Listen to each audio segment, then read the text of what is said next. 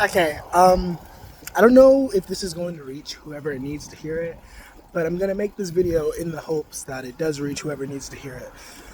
So, I think it's a pretty common expression within the healing community, within the spiritual community, that you gotta feel it to heal it.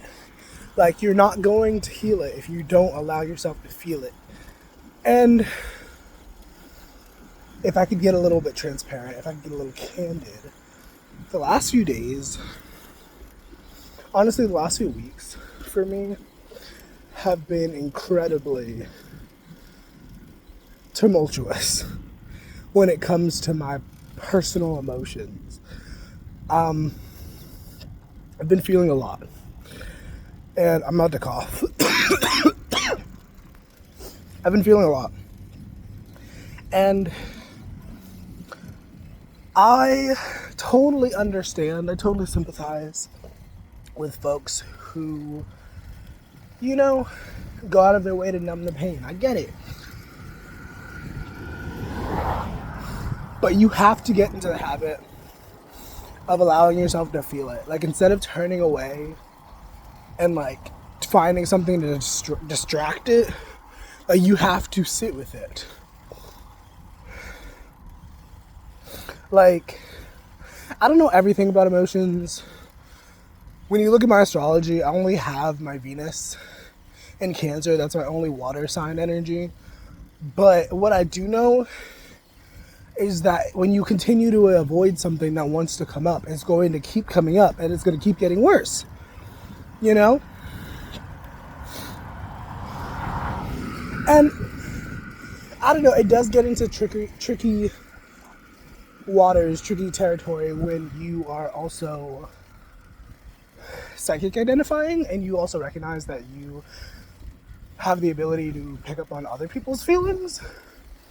It makes it so much more complicated because then you recognize that some of it is not yours.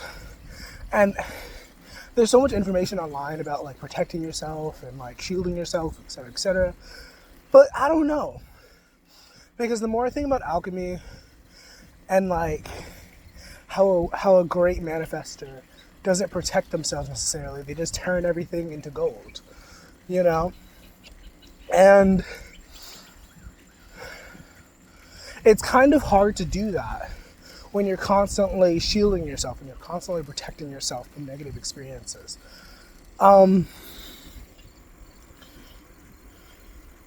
I'm also talking from the perspective of a writer and someone who prides himself on being able to capture certain emotions within a situation.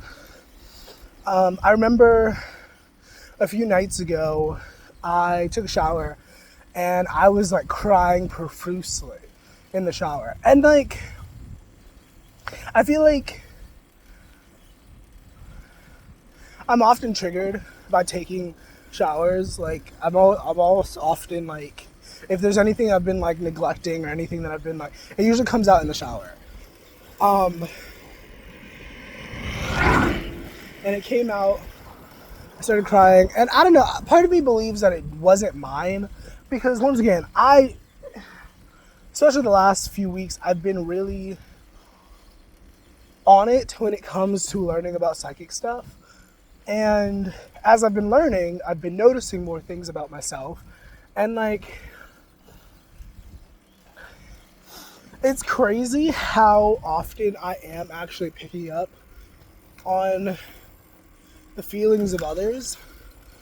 And if you're not careful about that sort of shit, you will lose yourself. You will come to a place where you forget the difference between your own emotions and the other emotions of others, because you'll be feeling it so deeply, it'll feel so natural. You wake up and you're feeling hungry, but then if you really sit with it, it's you're not really hungry, you're feeling that from someone else. But I digress. And I think, actually I don't digress. I think what makes family, generational trauma more complicated is because we don't really truly recognize those impulses and those desires and those whims as something separate from us. But they are a lot of the times. Like, what does she say? You exist. You think you just came out of a coconut tree? No, you exist within the context of all that has been and all that has come before you. And when we talk about family trauma and things passed down through the family, I feel like it's easy to get to the territory of talking about spirits. You know, as a person who works with spirits, I think about a lot of things from the context of, oh yeah, there's a whole entire unseen realm that we just interact with on a daily basis. Like, you know, sorry, I had to scratch.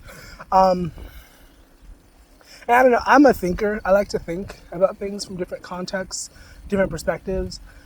And it's interesting to think that we are constantly being influenced by like the unseen, you know? You randomly want a Wendy's burger, and it's not because you just want a Wendy's burger. It's because maybe a spirit put it into your head to get a Wendy's burger so you could like meet someone at Wendy's. Or maybe just so you could have the experience of having a burger. I don't know. But it's interesting. And it kind of takes away some of the free will, some of the personal accountability that we like to hold. Because it's like, if you're just being fed information, if you're just being guided into certain directions, how much control do you actually have over your life? You know, that's the question. And I'm not here to answer that necessarily in this moment, but it's just something to ponder, something to think about.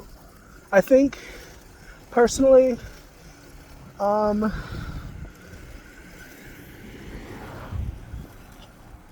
also, I don't know.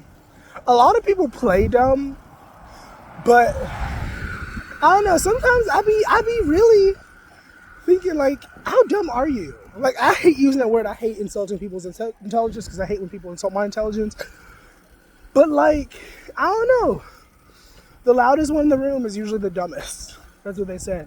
And just the same, it's like, I'm sorry, I kind of went off on a tangent, but like, the reason what prompted this is this person was passing me by in their car, and the way that they were looking at their mirror as they were slowly passing me by, and you know, obviously they don't know what my intentions are as a bike rider. They don't know that, like, if there's two cars coming on the road, ideally it would be best if they sped up so I could like squeeze in between. They don't know that. There's no way for me to really communicate that most of the time.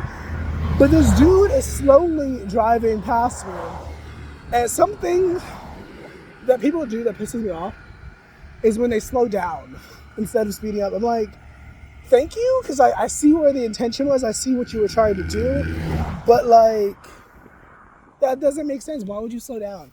Anyways, but then I did think about that more, and I was like, you know, if I was a driver, if I was on the road and I saw a bike person, like, would I speed up or would I slow down? I don't know, because I'm not on that side of things. But I don't know, in a different context, I guess, like in a social context, I do wonder a lot of times, how ignorant are people? Because some things we do, and it's like, that was really questionable. I don't know why you thought that was a good idea, you know, but for other people, hello. But for other people, it's just kind of like, this is what I do. I didn't think it was going to hurt you. Didn't have to do that. And I don't know, because the golden rule looks really complicated sometimes, because it's like, do as to others as you would like done to you. But like, what happens when you're not treated well and you think that like it's okay to treat people poorly? Does that make sense? Like if you're basically taught to treat people like objects, to treat people like things you can use, and you're just taught that that's the default, you don't really see the problem with that, then you're gonna go around using people. But to you, that's not wrong, because that's all you've ever known. No one ever told you that was wrong. But I don't know. I mean, because common sense, people always love to throw common sense in the air and be like, it's common sense. But if common motherfucking sense was a thing, You know what wouldn't happen? People wouldn't murder each other. like, like really think about that. Like, if there was such a thing as common sense, like things that we just knew off the rip, people would not be getting murdered. Like, that wouldn't be a thing because you know not to hurt other people, right? And then just the same, you know not to do things to provoke people to murdering you. But common sense is not a thing because we're not all raised the same. We're not all raised to be the same individual, you know? And that's why I personally have so much grace with people, because however you were raised is how you were raised, you know?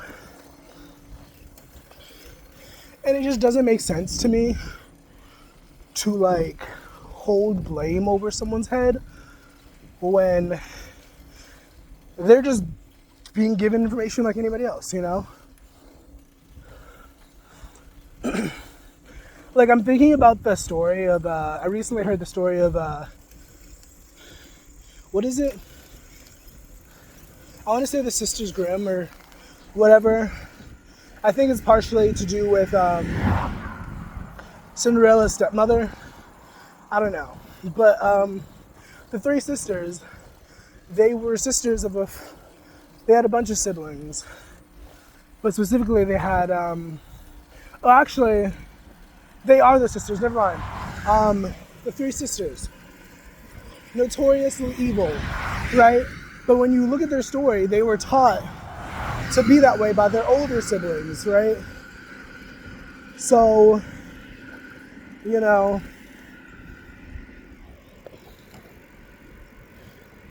and I don't know, I feel like it gets really hard. Like, I think humans are one of the rare species because we truly do rely on our caregivers for everything when we're young.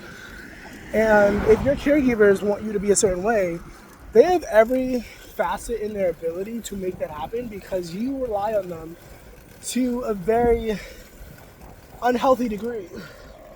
You know, I have to be vigilant of the traffic. And I don't know, that's kind of why I feel like people don't take child rearing as seriously as it should be taken, because you're literally raising a future generation. Like, I don't know, it's crazy to me how people just kind of downplay it. Like, I feel like generally there should be more anxiety when it comes to raising children. Like, there's no way you could have a child and just be like, well, this isn't the biggest thing in my life right now. Like, it is. It really is. Because you're literally raising a future adult. But people don't think about it like that. They're just like, I'm having kids, I have a family, whatever. But it's like, yeah, that's a pretty big thing. Like, you have the ability to make another Hitler. Like, isn't that crazy to think about? In that context, that's a crazy way to think about it. But you have the ability to make another Hitler. Or another MLK. Like, and I'm not going to sit here and say it's all dependent on how you raise them. It's all dependent on how you, like, feed them. Whatever. But to some degree, yes. You know? Oh, hello. Okay, I'm going to end this video because... Okay. Alright, I hope this was useful. I hope this was helpful. I hope this did something for your soul. Hi. Woo! There was a person on a motorcycle. I had to wave at them. Okay, I'm going to stop recording. And, if nothing else from this video, I guess, y'all be careful. Y'all be safe. And y'all be smart. Okay? Alright, bye. I love you.